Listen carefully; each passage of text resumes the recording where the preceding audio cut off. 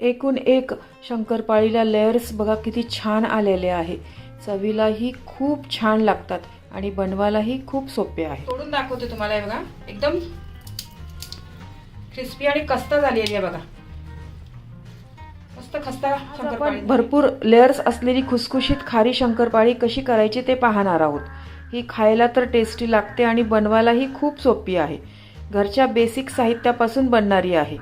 Recipe नेहमीप्रमाणे खूप साधी आणि सोपी आहे.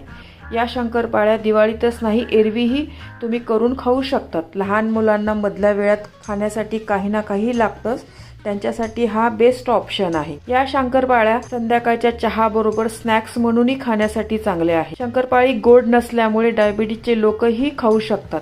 हवाबंद डब्यात ठेवल्या तर या शंकरपाळ्या महिनाभर चांगल्या राहतात. चला तर पाहूया खुसखुशीत क्रिस्पी शंकरपाळ्या कशा करायच्या. पूर्ण रेसिपी पाहण्यासाठी माझ्या फोटोच्या खालील त्रिकोणावर क्लिक करा, जेणेकरून तुम्ही त्या रेसिपीवर जाल.